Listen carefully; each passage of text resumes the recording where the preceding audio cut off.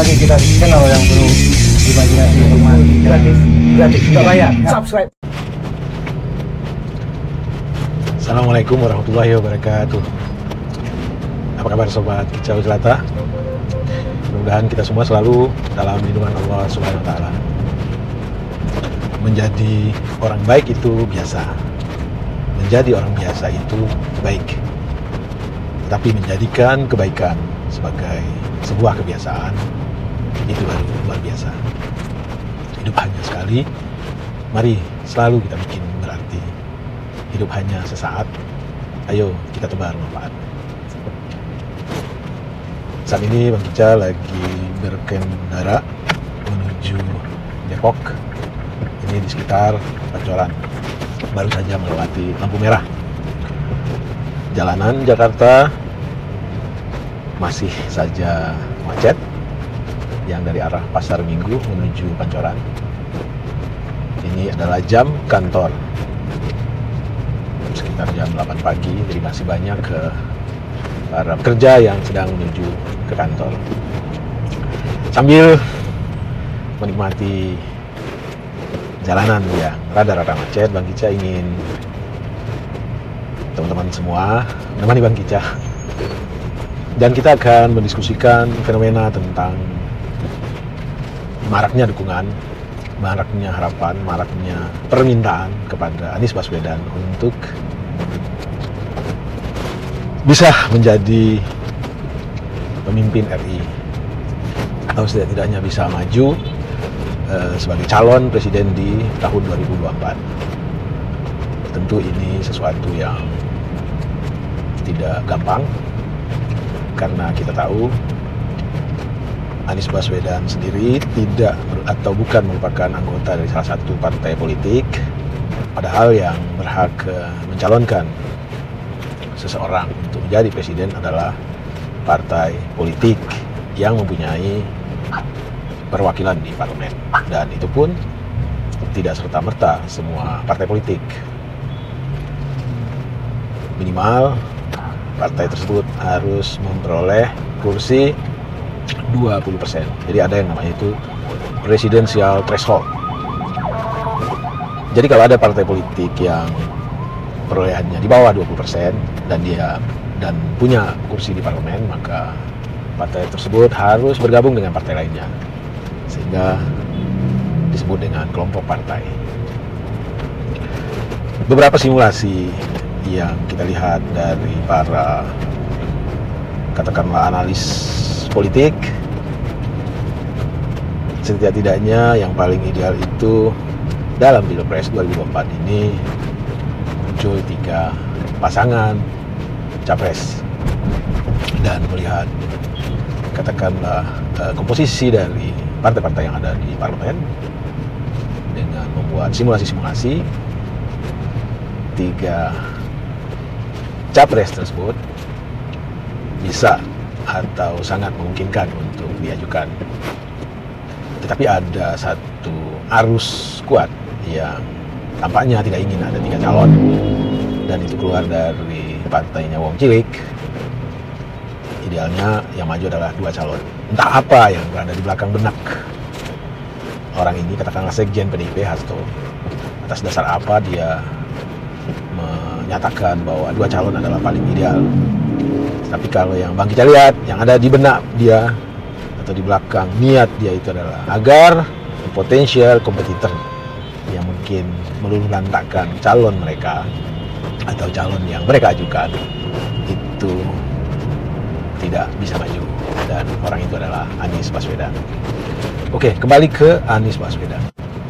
Anies Baswedan sendiri ketika ditanya terkait dengan banyaknya kelompok masyarakat yang mendeklarasikan diri untuk mendukung Anies Baswedan menjadi presiden di 2024, meresponnya bahwa beri dia kesempatan untuk menyelesaikan kewajibannya kepada masyarakat Jakarta untuk melaksanakan tugas-tugas konstitusi sesuai dengan janji-janji yang dia ajukan, janji-janji yang dia berikan, dan tolong jangan dibebani dulu dia dengan politik praktis, politik capres pencapresan.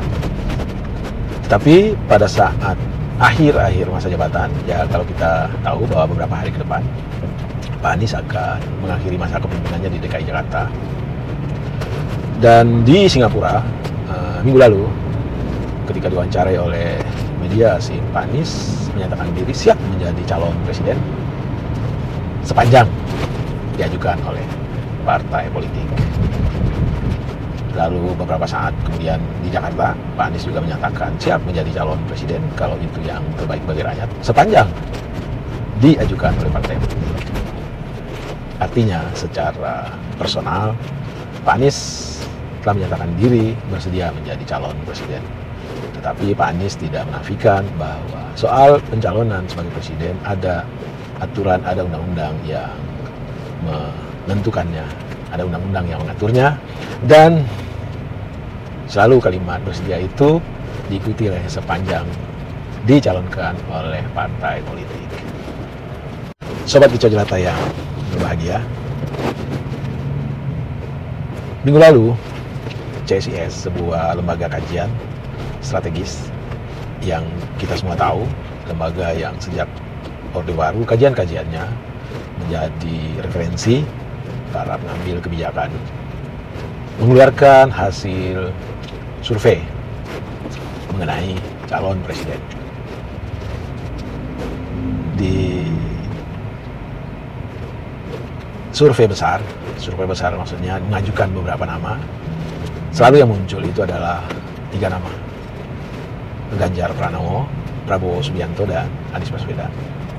Lalu jika calon dikerucutkan semakin kecil, yang muncul tetap 3 nama tersebut. Dan ketika para calon yang muncul, yaitu 3 nama tersebut, dihadapkan head to head, Anies dengan Prabowo, Anies dengan Ganjar, maka yang keluar sebagai pemenang menurut hasil survei adalah Anies Baswedan.